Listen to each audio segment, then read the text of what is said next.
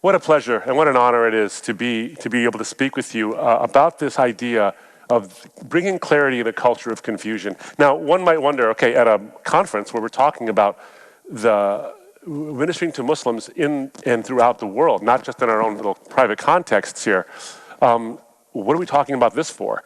And I think that there's a poignancy here because one of the things that you're going to see as you begin to interact with people of different faiths or no faith at all is that there are some assumptions we make about the way people think and the way people believe based on old ways of thinking.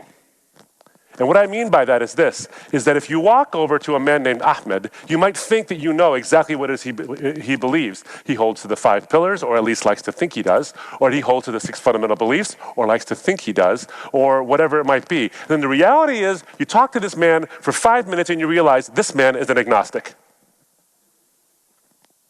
But he'll say he's a Muslim.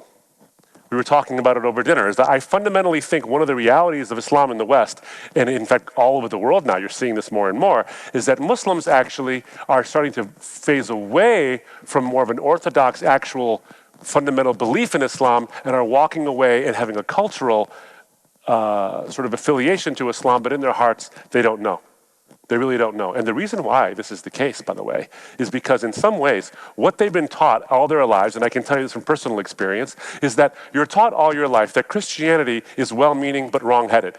It's right-hearted in some senses, and in some senses it's actually wrong-hearted, but it's actually kind of empty-headed. It's a dumb belief. And so here are the 15 reasons why every Christian you encounter believes stupid things, and you should point it out. And I did that. And a lot of Muslims believe that. But then what happens over the past, I don't know how many years, since whether it's the issues globally happening with terrorism and all these things and the rise of ISIS and all this, you see a lot of Muslims are coming to an understanding, and they say to themselves, I should say, my goodness, in an information age, when information is incredibly available, information, misinformation, disinformation, there is no hiding some of the ugly truths and some of the ugly facts, no matter how much you want to wash over this. And so they begin to see something. They begin to see, is this really the religion I was told? Is this really the thing that I'm supposed to believe here? Because that seems awful. And so what ends up happening is, in the minds of some, is that they say, Christianity is the only other viable option. And that religion is stupid. And then this one, the religion of my birth, is evil. And so I have to choose between evil and stupid, and I choose neither. And that's starting to happen, which makes it increasingly necessary that we have a viable, credible, I think emotionally, existentially, biblically, theologically, and intellectually rigorous faith. Because they need it and they're looking for it. And they just left something that they thought was going to provide all those things, and what they end up finding is it provides none of them. And so what happens in a world where confusion is embraced as a virtue is they begin to see things and say, okay, maybe all religions are basically the same, and so I'm going to either lump them all into the bad or lump them all into the good and make some kind of spiritual amalgam where it's not really, I don't want to be an atheist necessarily, but I don't want to be a religious person either, so I'll be spiritual. And who knows what the heck that means? And so we have this sort of back and forth of people pushing and pulling. And it's not just Muslims, it's people of all stripes. I mean, this is the thing of the rise of the nones, N-O-N-E-S, this whole idea that people are none of the above. You list all the religions of the world and they'll say none. What they really mean is that I'm spiritual but not religious, because I think religion leads to poisonous behavior and poisonous thoughts. And so you begin to embrace sort of a different view of religious truth. And then you begin to embrace a different view, as it were, of political ideas and cultural ideas, and then we become awash in a sea of confusion. It reminds me of something that happened to me a while back. You know, I travel a lot to speak, and I speak internationally by God's grace, and one of the countries I go to frequently to speak internationally is Canada, which is kind of international. Because I get to drive there. It doesn't feel all that international if you get to drive there and they speak the same language as you, roughly. So I was speaking at an open-air evangelistic meeting in a town called Wallaceburg, Ontario. Wallaceburg, now when I go over to Canada, I either go through the Blue Water Bridge or I go through the Detroit Tunnel. depending on where I'm going in Ontario, if I get to drive through there. But Wallaceburg is this weird place where you don't actually go through the Blue Water Bridge or through the tunnel. You go across a car ferry across the river. And, we're here in the Great Lakes State. One of the largest lakes in the world is not too far from here. So when I say car ferry, you think this big thing that can carry, 40 cars across one of the lakes. That was not this car ferry. This car ferry could fit on this stage, maybe twice, because this thing was this rickety old white thing with the paint peeling off the sides of it kind of a thing. I half expected the guy to pull me across the river like Lord of the Rings style, with like a rope kind of a thing. So I'm the only car, by the way, getting on this thing. It could fit probably one other car, and I get onto this car ferry. Now, I am terrible with directions. I'm absolutely atrocious with directions. I can't find my own backyard if I'm looking at it. So I'm always checking my GPS, constantly, almost obsessively, and the GPS did not make my sense of direction better. It made it worse because now I rely on this machine to tell me where to go. Usually it's my wife, but now it's my machine. So I get in this car, and I'm obsessed with making sure that when I cross the international line, that my GPS won't go haywire and funky on me, and I won't be able to know where I'm going over there in Wallaceburg. So I'm constantly looking at it. So the guy who's running the ferry says, hey, it's going to be a short ride. Stay in your car. So I happily oblige. I stay in the car, and it's also super hot outside this morning. So I'm like, I'll get the air conditioning. I'll sit in the car, look at my GPS. I won't have to freak out. So I sit in the car. Now, because I'm in the car, the mass of the car and the suspension in the car prevents me from feeling it when we leave the dock. I don't feel the boat leave. But because I'm obsessively looking at the GPS, I'm looking down at it so often that I actually don't see us leave the dock either. So we go out into the water, and I look up, and I have that feeling, and I know you've had it before, where you're sitting at a stoplight, and there's a bus next to you, and the bus goes forward, and for that split second, you're not sure if it's going forward or you're going backward. And that vertigo and that almost panic, am I going to kill somebody, sets in. What do you do at that moment? At that particular moment, what you do is you look for something that's solid, something that's not moving, something that's immovable as a point of reference, and you find a stoplight, or you find a mailbox, or a building, or whatever it might be, and you realize, I'm not going forward, and suddenly the weird vertigo ends. I was on a river.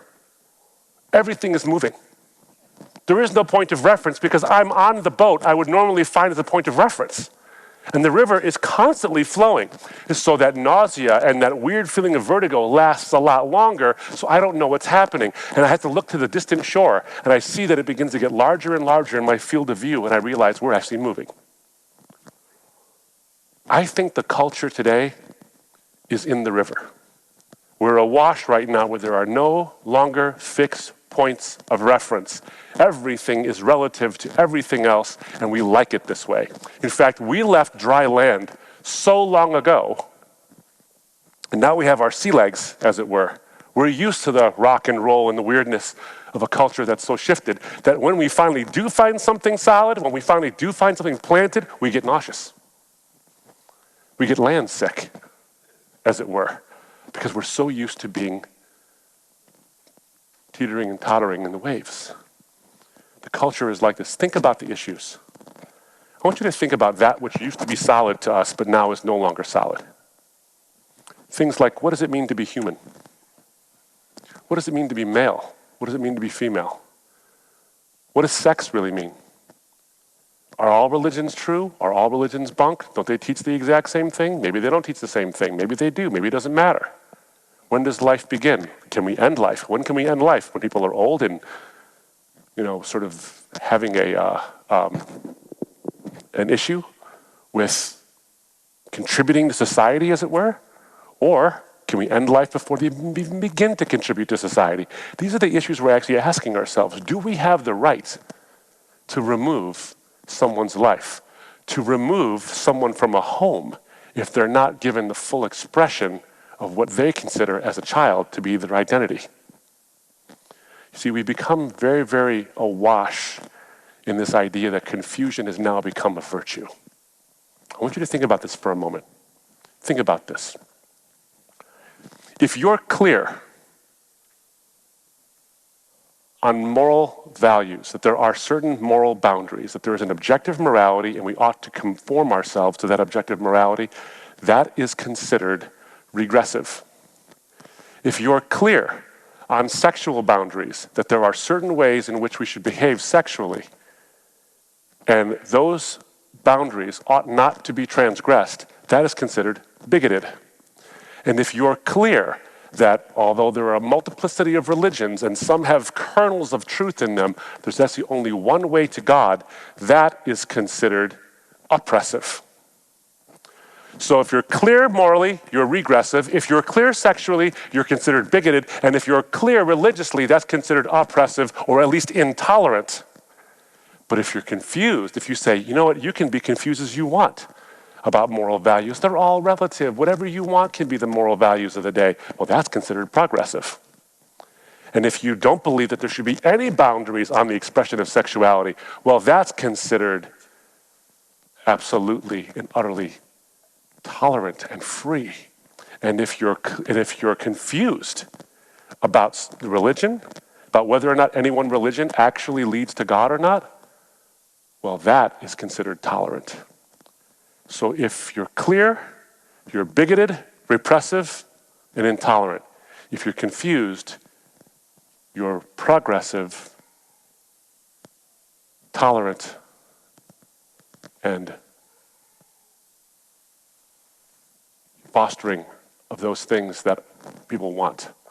In other words, clarity has become a sin, and confusion has become a virtue. That's what I think is going on here in the culture today. Now, you think about what's going on in the culture right now, and whether it's going on in the Ukraine, whatever, thank you, and whatever else is going on. You know, I'm a child of the 80s. I was born in the 70s, but I'm a child of the 80s. And I can tell that some of you have children who were children of the 80s. And so you might remember this. You remember this phenomenon called Cold War neurosis? When the whole world was waiting for the USSR and the USA to finally hit a button and turn the Cold War nuclear hot. Remember that? And there was a TV special called The Day After, where every kid in America who happened to see this television show was now worried, waking up in the middle of the night screaming because they thought that the whole world would be irradiated finally. We'd all kill ourselves. The end of the world was on the brink of happening. And we all had these kind of worries that all these people, all these politicians, and all these people who claim to have power were suddenly going to lose it. And we were all going to pay the price. And during the middle of that, there was a song that became very popular by the band called Genesis. And the song was called Land of Confusion. Remember the lyrics so potently. The lyrics went like this: "Oh, Superman, where are you now? When everything's gone wrong somehow. These men of steel, these men of power are losing control by the hour." That was written in the 80s, 40 years ago. That could be happening today. Their purpose is relationship with the divine. That's their purpose. So they're put there in the garden, and God walks and talks with them in the cool of the day, the Bible says. That's intimacy of relationship. And he gives them one command, just one command. He says, every tree of the garden you may eat the fruit of, except for one tree, the tree of the knowledge of good and evil. In the day you eat of it, you shall surely die. That's the command. That's it. No more than that. It's no harder than that. Just don't eat this one. Everything else is yours. Don't eat this one. And we have no idea how long they lived with that command and had no temptation to deviate from it at all. We have no idea. It could have been millennia for all we know. That they lived in the garden. I know they had ages, I get that, but there's a whole theory behind that too. But my point is, they lived a long time without being tempted by this fruit. But along comes the serpent, and the serpent says, did God really say? And he twists God's words. And what happens? Eve responds by twisting God's words. She misquotes God back. She said, oh, no. God didn't say you can eat of it. No, he said you can't even touch it. He never said that. He didn't say that. She added something to God's word. In other words, she expressed her autonomy. And that's when the serpent knows, I've got him. I've got her, I've got her husband. Because they've been living like this, with this attitude. And then he says, oh, no, God knows you won't die. He knows you'll be like him. And that's when the fruit, which never had any appeal to them before, suddenly became desirous, when they realized that their purpose, the truth of their existence, was to be with God, but their preference, which was to be God, could finally be realized. They elevated preferences and feelings above facts and truth. The seeds of the post-truth culture were planted in the very first garden. Post-truth thinking, autonomous desires are not new. They're as old as humanity. This is the sin problem. That is the sin problem. And it's resulted in some things. Now, how do you deal with this? How are we going to deal with this in our culture today? Especially as we interact as people who are trying to preach the gospel to people of a different religion, or people who you think are a different religion, but actually have almost no religion whatsoever, or some lack of faith in their life. How do we do this? I think the first thing we have to do is point out the consequences of a post-truth culture. That's number one. And number two is point out the hope of Christian truth. See, it's one thing to criticize everything and make it all look bad and offer no solution. That's just dead, empty complaining. But if you offer hope as a solution, you fill the vacuum with something beautiful and worthwhile. And I'm going to tell you right now, and I'm going to transition it, and it's not a ham-handed segue into this, but our Muslim friends are looking to see, is there anything real to this Christian faith? Is there anything that it can speak to? And if you can actually point out that the Christian faith isn't just about a bunch of do's and don'ts or facts or whatever it is, and the Bible can be trusted, as much as I want to talk about that, and I'm happy to talk about that with you, I went through 9 years of searching into whether or not the Bible is actually true, or if it's a false book I should reject. I went through 9 years of it, and I found it to be utterly true in every way, not the least of which, existentially, which is it has answers for my life and for the world. If you can point out that this world is careening out of control, as the Bible predicted it would, but the Bible actually offers hope, lasting, substantial hope, not pie in the sky hope, but actual hope, then they might pay attention. Because they're seeing that their worldview doesn't offer that. How can a set of rules offer such a thing in a world where we don't want rules at all? So the first thing we do is point out the consequences of a post-truth world. What are the things that come from this? The first thing that happens is when we sacrifice truth and facts on the altar of our preferences, we lose all sense of wisdom. Let me give you an illustration. Some years back, I was at a men's breakfast, and there was quite a few guys in this room, and there were guys of different levels of faith, and some had no faith, and some had, sort of weird, sort of I would say weird, but faiths that are Christian-esque. And they were all there, and I was giving my testimony, how I went from Islam to Christ. And that's not a mistake, by the way. I don't mean Islam to Christianity. I mean Islam to Christ, and I'm very deliberate about that. So as I'm speaking, there's a guy in the front row, and he's scribbling notes, like furious. He's not mad. He's just, his pen is going so quick, like smoke's coming from this thing. Someone's got to get the fire extinguisher to put this guy out. So, and what you know is, that when you're, as a speaker, you know this. When the guy's taking that copious of notes, he's probably going to be the first and the longest conversation you have that night after you're done, which I'm okay with. I love that part of what God has blessed me to be able to do. So I was talking about why I became a Christian, and if you know my story, you know something. I don't spend any time, because in my walk of faith, I didn't spend any time pointing out how Islam was false or discovering how it was false.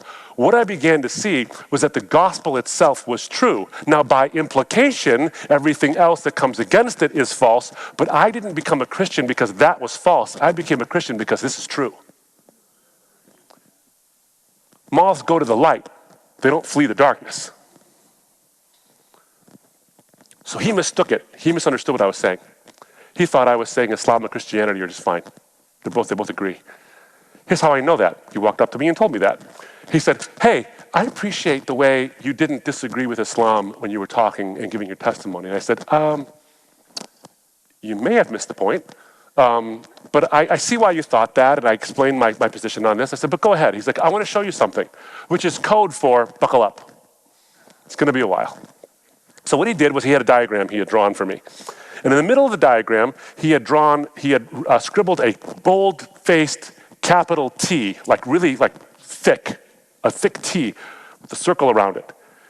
He said, this represents the objective truth, and there is such a thing. I'm like, great, so far you and I agree on that. He says, but none of us knows all of it. I said, oh, so far we agree on that too. If I knew all the truth, I would know everything. If I knew everything, I would be God. So far we agree that I'm not God. This is great. We're off to a great start. But he had all these little lowercase t's that were surrounding the capital T, and they had circles around them, and they were pointing, he had arrows pointing towards the T. He said, but this is all of us. All of us, because we don't know everything, have incomplete versions of the truth, and we're trying to get to the objective truth, even though all of ours are incomplete, and they're equally incomplete. I said, hold on a minute, hold on. You're telling me that every human being has an equally incomplete version of the truth? He said, yes. I said, Hitler, Stalin, Pol Pot, Idi Amin. I could keep going. These men all had equally incomplete versions of the truth as Teresa, as Jesus, as you name it. This is what he said to me. I'm not kidding you. This is what he said. He said, I can tell you that I don't prefer their versions of the truth, but because my version of the truth is also incomplete, I can't disagree with them. So I said, wait a minute, hold on. You're telling me you can't disagree with these men? He said, that's right. I said, you can't disagree with anybody? He said, that's right. I can't disagree with anybody. I said, sure you can. He said, no, I can't. I said, you just did it. I'm a trial lawyer. I set him up. I realized that. You see what happened? This is a very learned man. This is a man who's very well read. And we had a long conversation. I'm summarizing a very long conversation in a couple of minutes. But what he had revealed was this. Despite all the learning, he elevated his feelings and preferences over facts and truth. He was basically saying, all religions lead to God. All roads lead to God. And in doing so, he sacrificed his God-given wisdom and his obvious intellectual gifts to make that point. You know, you've heard it.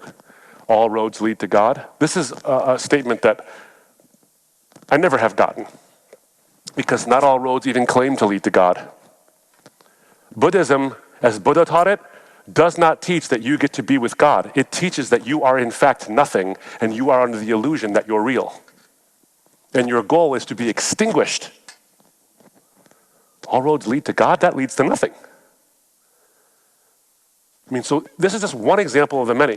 And so when we hear this phrase, all roads lead to God, we think it sounds extremely respectful and very tolerant of all religions. Can I submit to you that it's incredibly intolerant because it takes none of them seriously? We have to engage in debate that affords someone what I call the dignity of difference. You see, if I were to tell a Muslim that she and I believe the same thing, essentially the same thing, I would be insulting 1,400 years of Islamic thought. Because one of the defining characteristics of Islam is that it rejects the idea of the Trinity as a blasphemy. It rejects the idea of the deity of Christ as a blasphemy. It rejects the cross as the ultimate blasphemy. And these are the three things upon which the Christian faith is based. They're all the same? I would insult that woman if I were to tell her that, because I wasn't taking her seriously. No, if I say there are differences, and the differences make a difference, that means I'm respecting your religion because I'm telling you that I take it seriously. Now we can have a real discussion. So the first thing that happens when we sacrifice clarity on the altar of our autonomy is we lose all sense of wisdom. And you see this over and over again in the culture today. And I don't have to give you the examples. Just, if you have a Twitter feed, just watch. Just read it for 10 minutes. And you'll find this out. Second thing that happens when we sacrifice clarity on the altar of our autonomy is we lose all sense of integrity. Now, I want to be very careful here, because before we start saying they have lost their integrity, I want to make sure that we look at the Christian church right now. We are suffering from a very serious integrity problem.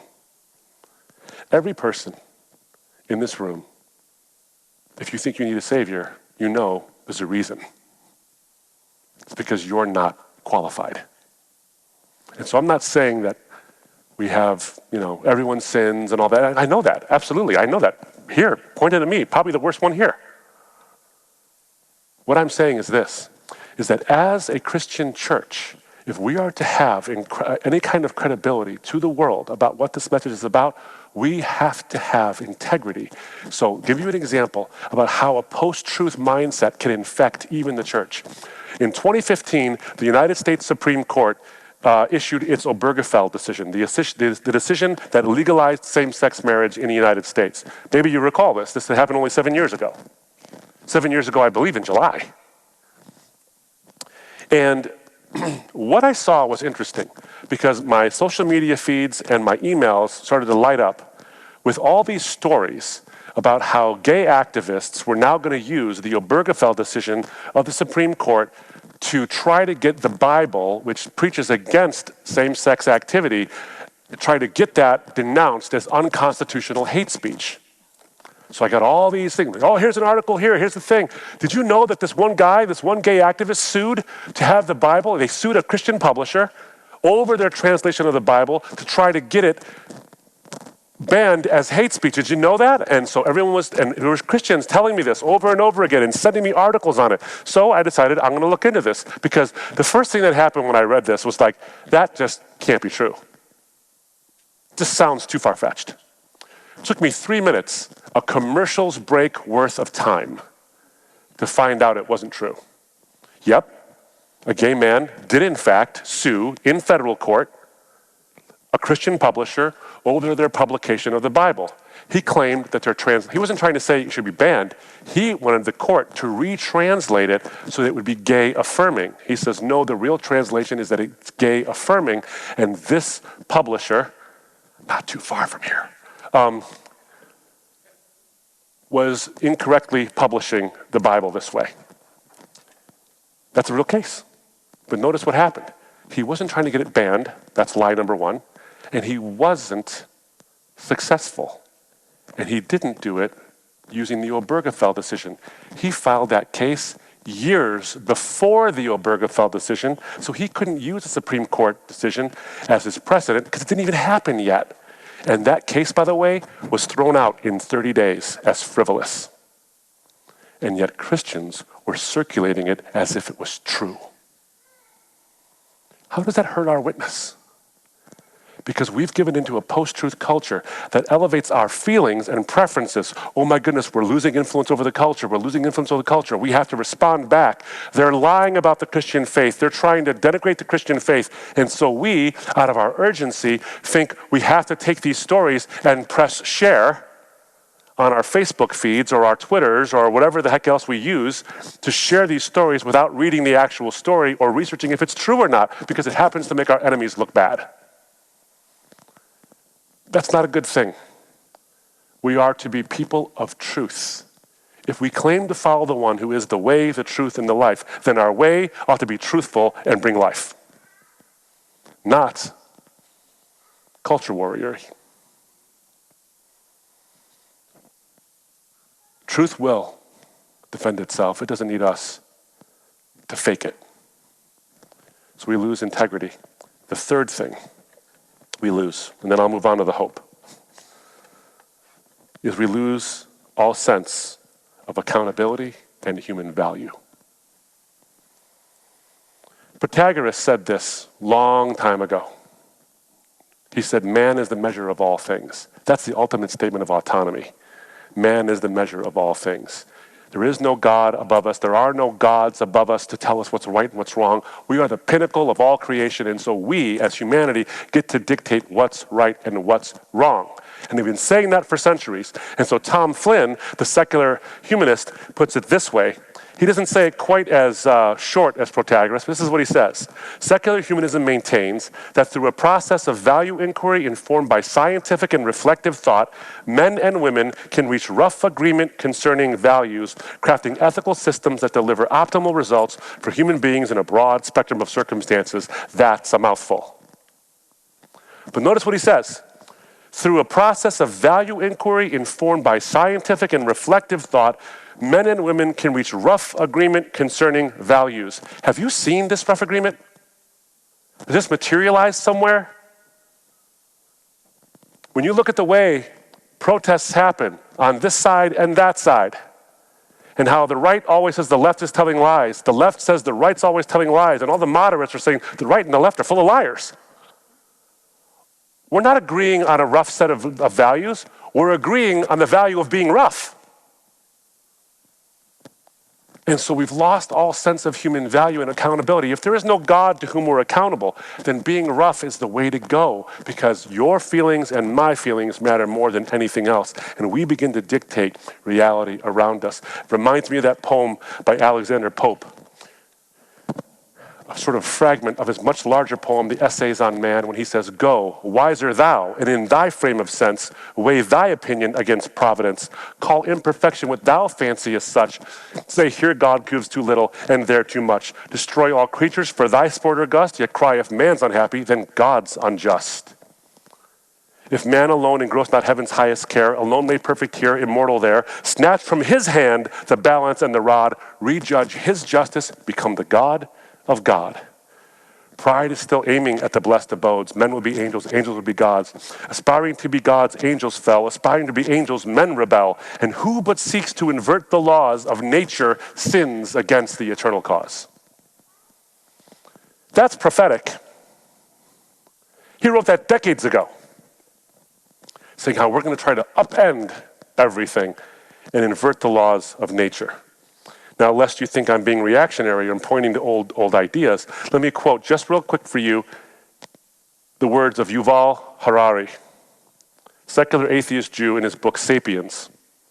A bestseller, by the way, among millennials. They love this book, and the Gen Z guys are starting to read it as well. Now, he claims essentially, he's a secular atheist Jew, and he basically says humanity is trying to make a god of itself. And he says this: 70,000 years ago, Homo sapiens was still an insignificant animal minding its own business in a corner of Africa. In the following millennia, it transformed itself into the master of the entire planet and the terror of the ecosystem. Today, it stands on the verge of becoming a god, poised to acquire not only eternal use, but also the divine abilities of creation and destruction. We are more powerful than ever before, but have very little idea of what to do with all that power. Worse still, humans seem to be more irresponsible than ever before. Self-made gods with only the laws of physics to keep us company, we are accountable to no one. We are consequently wreaking havoc on our fellow animals and on the surrounding ecosystems, seeking a little more than our own amusement to keep us company, yet never finding satisfaction. And then he says the phrase of all phrase: is there anything more dangerous than dissatisfied and irresponsible gods who don't know what they want? Is there anything more dangerous? And the answer is obviously no. So what do you do? What do you do? You offer the hope of the gospel, and you offer the foundation of truth to a world that seems to deny it. And let me just have an interlude for you for a moment, okay? Because it sounds very doom and gloom. Despite every single thing I said, I'm actually optimistic. That might be hard to believe given the past half an hour.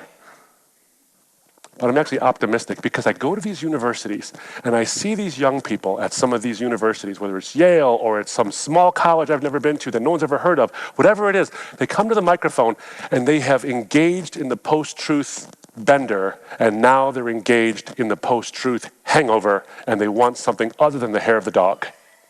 They want truth. They're looking for truth. They're asking truth-based questions. Now they're asking moral questions. So this is the important thing, friends, is that, and this is important to respond to, I think, some of the challenges of other worldviews. If you'll notice something, people are no longer asking, is Christianity true? They're asking, is Christianity moral? Is it racist? Is it sexist? Is it judgmental? Is it intolerant? And they're trying to answer the question, yes. Oh, but these other worldviews are far more gentle, far more tolerant. That's just not true. So we have to offer the hope.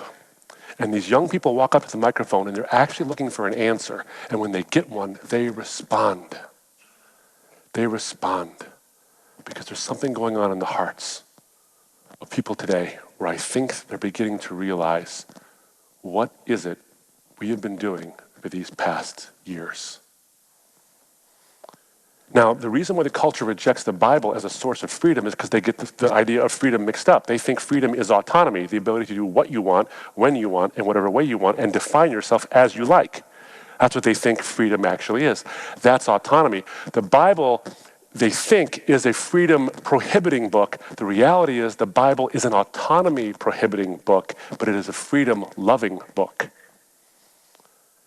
And they get this wrong because they don't understand what freedom actually is. Freedom has to have boundaries. It has to have boundaries. Let me give you an example of what I mean. So when my wife and I were looking to buy a house, back when my son Yusuf he wasn't even a year old yet. We were looking at buying a house, and we come across the house we currently live in. But the problem with the house was it backs up to a main road. The backyard is big, especially by some sort of suburban Detroit standard. It's a pretty big backyard, which means the kids can play. The whole point of a backyard is to be out there and enjoy it. This is important. The purpose of the backyard is to enjoy it and just be in freedom in your own backyard. That's the purpose. But the problem was it backs up to a main road, and there's no fence. So kids being kids, if we let the kids have the freedom and the autonomy to run around in the backyard, unguarded or unwatched or whatever, the ball's going to bounce into the main road at some point, and kids being kids are not going to look both ways, and bam, they're going to get pulverized by a speeding truck. So how do you actually implement the purpose? Give the kids the freedom to use the backyard. You create a boundary. You create a barrier beyond which the kids cannot play. And when that barrier was created, when that boundary, I should say, was set up, then the kids had the freedom to enjoy the very purpose of the backyard. Chesterton said it so wonderfully. Even about art, we think art is this unlimited freedom of expression. He says, no, art is not unlimited. The essence of every picture is the frame, after all. You may think in your creative wisdom that you can actually draw a giraffe with a short neck, only to find yourself not drawing a giraffe at all.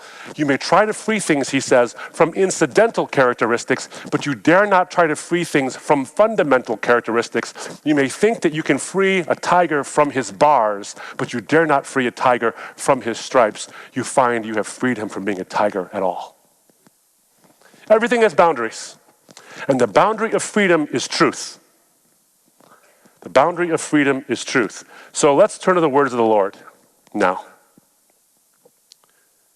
and see how the Lord of history actually foresees our day, deals with it in his own, and then offers something beautiful. John 8, verses 31 to 36, it's a passage all of you are familiar with, of that I am certain. So Jesus said to the Jews who had believed him, if you abide in my word, you are truly my disciples, and you will know the truth, and the truth will set you free. First of all, I want to point out a couple of things. One, you will know the truth, not feel. You will know the truth if you abide in his word, because his word is objectively true. You will know the truth, and the truth will set you free. So that's the first coupling. Did you see it? Truth and freedom are inextricably linked. You can't separate them. Truth and freedom, on the words of Jesus, you will know the truth, and the truth will set you free. Truth and freedom go hand in hand. Now, read on, of course. Now, the response that these people who believe Jesus, by the way, have is nothing short of hilarious. And they said to him, these are Jews, by the way, we are children of Abraham and have never been enslaved to anyone. That's hilarious. How is it you say you will become free? Never been enslaved to anyone. Did you forget the whole 400 years or hundreds and hundreds of years in Egypt? Did you forget that? You celebrate the Passover, which is every year a commemoration of your liberation from bondage. You've never been enslaved to anyone. Are you kidding? Here's my point. When your preferences matter more than the facts, you will take your deepest traditions and forget them at a moment's notice. And Jesus, in his inimitable way, responds directly yet lovingly. Truly, truly, I say to you, everyone who practices sin is a slave to sin. This is important. The slave does not remain in the house forever. The son remains forever. So if the son sets you free, you will be free indeed. Did you catch it? Did you see it? You will know the truth, and the truth will set you free. The son will set you free. If the truth sets you free and the son sets you free, the son is the truth. He is the truth that leads to freedom. Autonomy won't get you there. Truth will get you there. I want you to think about a couple of things, just for a moment. This little machine that I just pulled out of my pocket has more computing power than every single computer that sent the first rocket to the moon. This one phone has more computing power than NASA in the 60s. And what do we do with this awesome power? This autonomy machine where you can talk to anybody you want to in the world and you can know anything you want to based on the knowledge of Google and whatever the heck else it is. What do we do with these things? Do you feel autonomous because of this thing? You know, I don't know if you have this phenomenon happen to you, but you ever have your phone sitting on a table and you feel it vibrating in your pocket? You know who else has that feeling? Amputees. It's called phantom feeling or phantom pain. The thing that was attached to them as part of their body is no longer there, and they feel it like it is. And we think this machine made us autonomous. And what do? We call it names, like Alexa and Siri, or whatever the heck it is, and we give it voices. We talk to it like it's a person. And what do we do with this machine that we've personified? We watch pornography that makes a person into an object for our own desires. And so in humanizing machines, we've objectified people. And we're autonomous? It's the power of Christ who says these distractions, don't do it.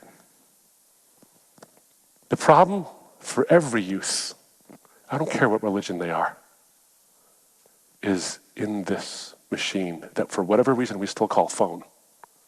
No one makes calls on these things. But the power of seduction, the power of entrapment lies in these machines that we think give us freedom, but they give us nothing but slavery. We become phone zombies, as it were. And Christ says truth will set you free. It's the power of the gospel there. Now, the problem is that people think that the Bible prohibits things. It causes these barriers to exist so that people feel restricted in their expressions of things. The Bible's not trying to prohibit certain conduct because dusty old men in dusty old times thought it was icky and baptized it by calling upon God to say that behavior is icky. That's not what happens here. The Bible's not prohibiting certain conduct so much as it's protecting that which is sacred. So the sexuality issue, the whole thing, the whole boundary on sexuality, the reason why the Bible limits sexuality between one man and one woman, I don't have time to go into all of it because there's a lot more to unpack here, but the reason why the Bible limits sexuality between one man and one woman is threefold. At least, the first thing is this, is that every human being, no matter what they think, say, believe, or do, is made in God's image, and we didn't put that image on us, He put that image on us, which means we can't take it away. That also means that you're sacred. Every human being is inherently sacred, not incidentally sacred. You're not sacred because somebody says it. You're sacred because the creator of the universe, the one in whom all creation hangs, says so. That's objective. Now, if we're a product, we don't cause ourselves. We are caused by something else. And we are a product, and we are a sacred product. That means the process by which we're made is itself sacred, and the process by which we're made is human sexuality. And to call it whatever you want, just based on feelings, cheapens it away from its sacredness. That's one. Number two is that when a man and a woman, two diverse people, come together as one flesh, and echad, as the Hebrew Bible calls it, when a man and a woman come together in one flesh, that echad is a unity of a multiplicity. That comes together, and we get to do something.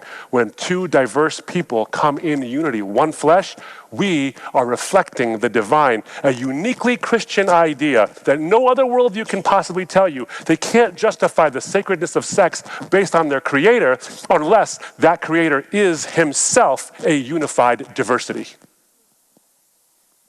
So the sex between a man and a woman within the bond of marriage is a man is different than a woman. And a woman is different than a man. And God says in his word that male and female he created them. In his image he created them. That is not an Islamic idea. And so there's something indelibly goddish in a female. And there's something indelibly goddish in a man. I don't mean like a little god. What I mean is there's something of God's fingerprint on a woman because of her womanhood. There's something indelibly fingerprinted onto a man because of his maleness. And that unity of diversities is a reflection of the unity of the diversity found in the community of the Trinity. And so sacredness of sex, I believe, can be justified, and I would say uniquely justified in the Christian gospel.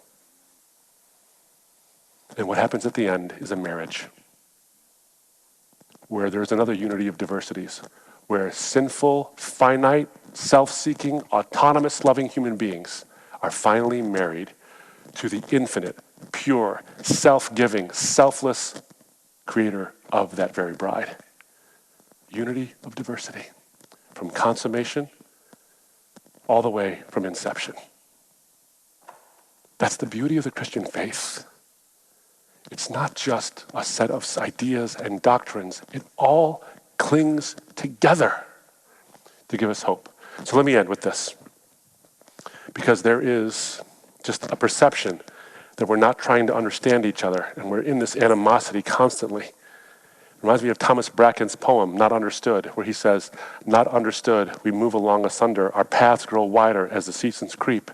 Along the years we marvel and we wonder why life is life, and then we fall asleep, not understood. Not understood, how many breasts are aching for lack of sympathy, day by day. How many lonely hearts are breaking, how many noble spirits pass away, not understood. O God, that men would see a little clearer, or at least judge less harshly when they cannot see. O God, that men would draw a little nearer to one another, they would draw nearer to thee, and then be understood." We're looking to be understood, but we want to diversify ourselves so much that no one knows what the heck we even are anymore. How can you be understood when the sands shift, when the very being of what it means to be a human being is like a river? But if the one who created you tells you something about you, and that thing is true, then the understanding can happen. There's an equality in the gospel. There's an equality there, and it's not based on how good we are or how well we do in pleasing God because of certain rules or because of a scale. There's an equality based on what we are. So a young man walked up to a microphone, and I'm going to summarize his question. It was at Yale University. And he asked me, he said, I see how truth and freedom are linked. I get that. But how is Jesus sort of this, how does he factor into this truth that leads to freedom? How is that? Help me there. And does the resurrection have anything to do with it? What a question. What an amazing question. I said to this guy, did you know, the secular worldview tells you that you're a cosmic accident, that you are the flotsam and jetsam of the universe. You just happen to be here by cosmic accident. A couple of things managed to come together, creating the primordial whatever, and that developed into human beings. You're here with no prevision in mind. There's no purpose to why you're here other than what you make it, and when you're gone, that purpose is over. Jesus says you are made in God's image, that you have the stamp of the one in whom all existence hangs. You have that stamp on you. How do I know Jesus was right? How do I know that? Because Jesus died on a cross and rose from the dead. And guys who rise from the dead tend to have credibility.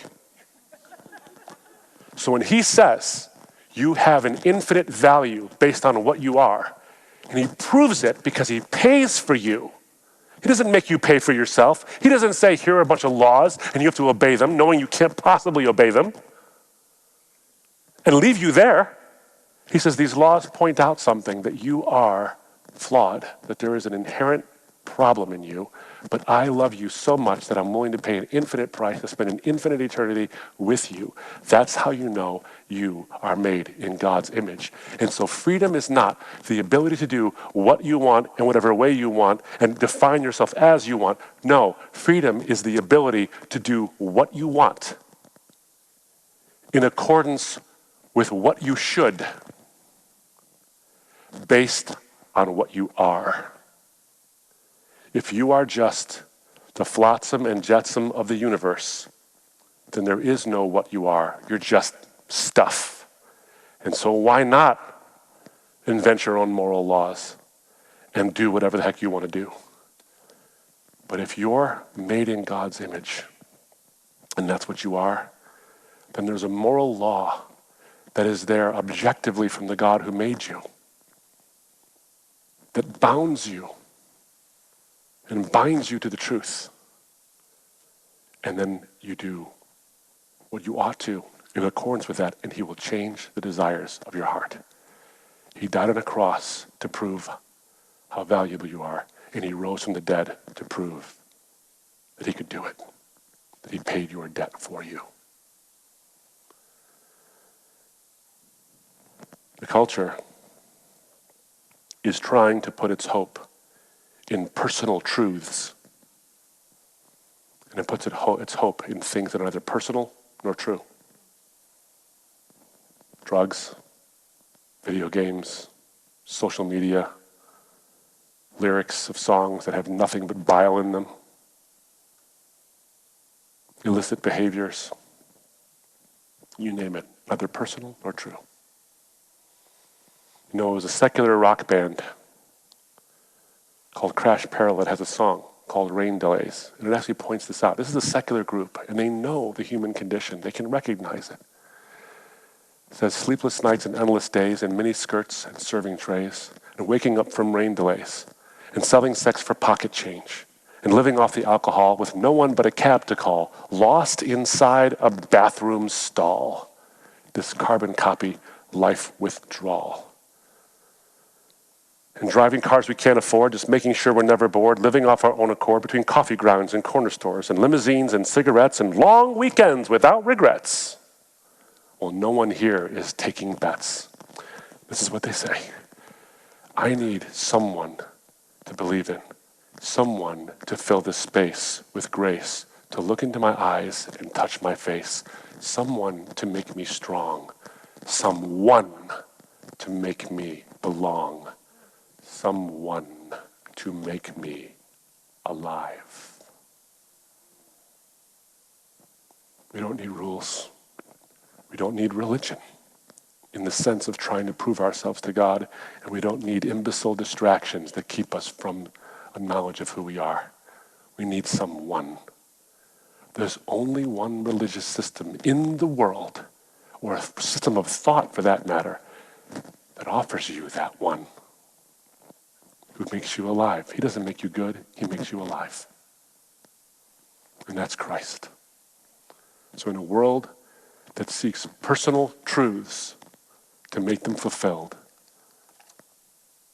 and looks to things that are neither personal nor true, we can offer them the hope of the gospel, who tells us that the truth is a person. God bless you guys. Thank you so much for leading me this time.